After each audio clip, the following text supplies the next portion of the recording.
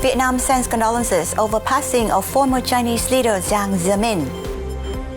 Ho Chi Minh City tasked to become Southeast Asia's economic hub by 2030.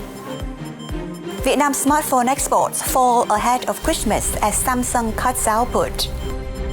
PHUC Corporation honored as top 10 sustainable businesses in Vietnam for the second time. And for Hanoi grannies, it's never too old to learn English.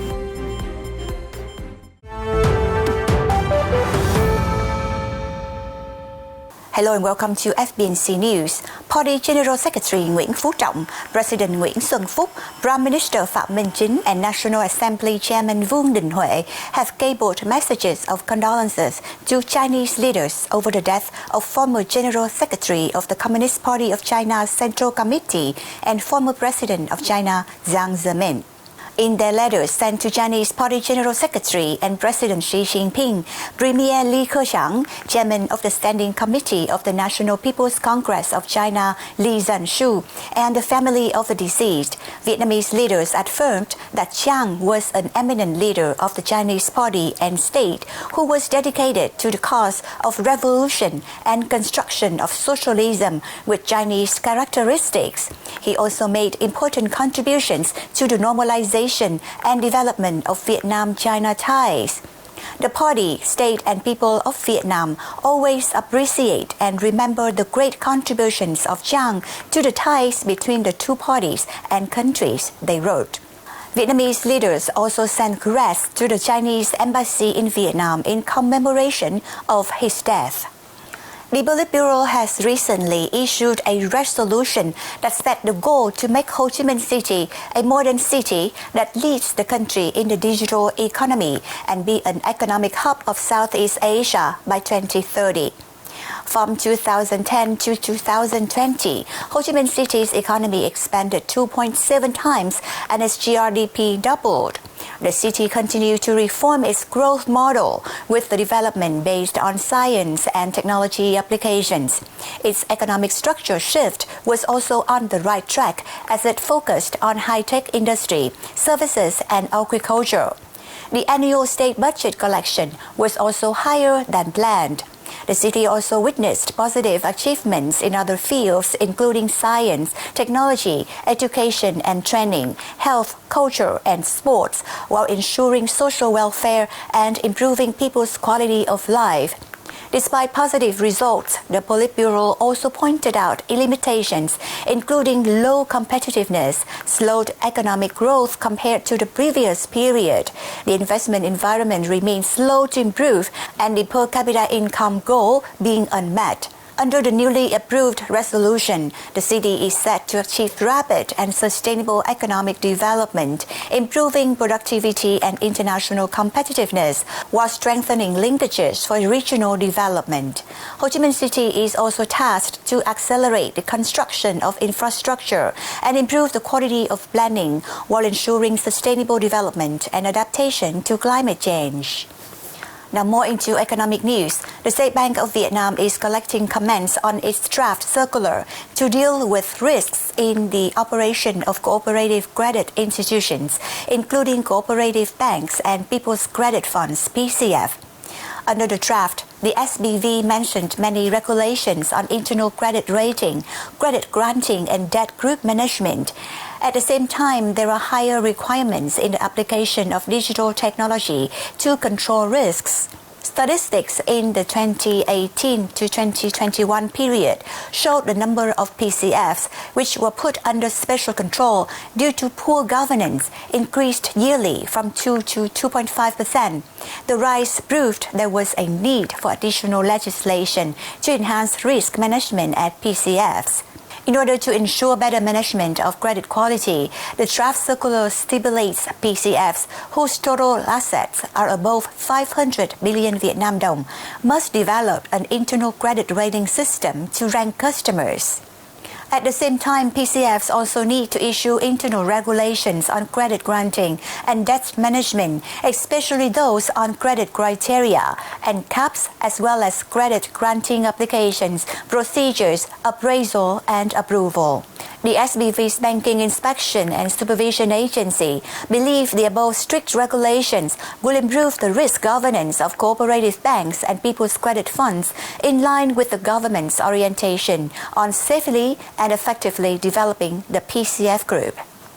Vietnam's smartphone production and exports fell in November in the run-up to Christmas sales season, a new sign the country's largest manufacturer, Samsung Electronics, is adapting to dwindling global demand. The South Korean electronics giant has for years produced about half of its smartphones in Vietnam and accounts for nearly a fifth of the country's overall exports. The fall in output is in line with what industry and government sources, as well as Samsung employees, have said that the company had recently cut its smartphone production in Vietnam for a second time this year. It is unclear if the cuts in Vietnam reflect Samsung's general drop in production or a shift to other manufacturing countries. Samsung, which has invested around $18 billion in 6 factories in Vietnam, with at least 2 of them focused on smartphones, declined to comment. According to the General Statistics Office, Vietnam, a regional manufacturing powerhouse, reported a 9.3% decline in smartphone output to 20.6 million units in November from a year earlier. Smartphone output in the first 11 months of the year fell 6.1%. The wider category of consumer electronics manufacturing dropped nearly 20% on the year in November, with monthly output slipping for the 3rd straight month. Most smartphones produced in the country are destined for Western markets, with output usually increasing in the weeks before Christmas. But expectations of lower consumer demand this year is pushing firms to limit production. However, if demand remains sustained, the production cuts could exacerbate inflation in Europe and other importing regions. You're watching FBNC News. In the ceremony held on December 1st, KHANG Green Building Corporation has once again made it to the list of top 10 sustainable businesses in Vietnam in 2022. The ranking event is within the framework of Vietnam's Corporate Sustainability Index, CSI 2022, based on the evaluation of 100 local businesses. This is the second year KHANG Corporation was honored with this achievement. For the past 2 years, KHANG has been putting a lot of effort in order to pass strict approval processes to fulfill 130 criteria of Customer Satisfaction Index 2022 by reinforcing inner strength, deploying international integration arrangements, and significantly improving the business itself. In order to translate its inner strength into sustainability, KHANG Corporation took gender equality and total digital transformation at the workplace into account.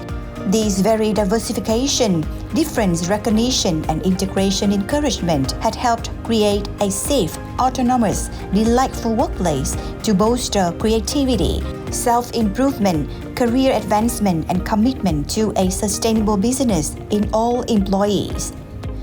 KHANG Corporation also secured positive accomplishments by boosting its leverage as a green building developer, such as the gold-certified Trevik Conference Center in the Lotus system and its Diamond Lotus Riverside, chosen as one of 2 notable real estate projects during the 2022 Green Building Week. On that occasion, Diamond Lotus Riverside has received more than 60 delegates who were representatives from ministries, business associations, and the press to come and visit. Moreover, KHANG Corporation continues to bolster its corporate social responsibility as well, specifically in terms of knowledge and obligation to the powerless. Favorable directions, methodical strategies, and business leverage were the reasons KHANG Corporation managed to position itself in the top 10 sustainable companies of Vietnam. It would surely be a firm stance for this green building developer in its motivated and resolute journey to shaping sustainability, as well as assisting in the foundation of a prosperous Vietnam. In Hanoi, there is a group of gray-haired students diligently go to an English class every week with the aim of socializing and keeping their brain sharp. This comes as a growing number of scientific studies show the benefits of learning a language to maintain and enhance cognitive abilities, including for senior citizens. Every Tuesday, 79-year-old Nguyễn Thị Lộc and many others joined the free class of Phùng Thị Yến, who trained as an English teacher but currently works as an office worker. Lộc has never studied a foreign language before, but with her newly acquired skills, she chants in chorus with her classmates. My name Lộc, never to learn English. They read out loud, repeat after the teacher, and sing songs to try to perfect their pronunciation, one of the hardest parts of their work.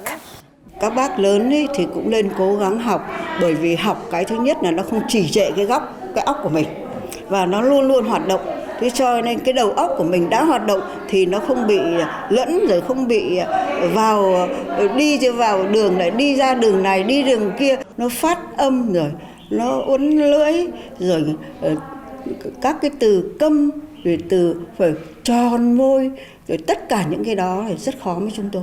Yến, 30, set up the classes 4 years ago with the aim of giving the elderly a place where they could meet, socialize, and learn something new. The elderly in Vietnam typically live alone or with their children rather than in retirement home. Lộc says there have been moments of discouragement over the 4 years she has been taking the class, but it makes her happy to be able to understand her grandchildren when they practice speaking in English while doing their homework.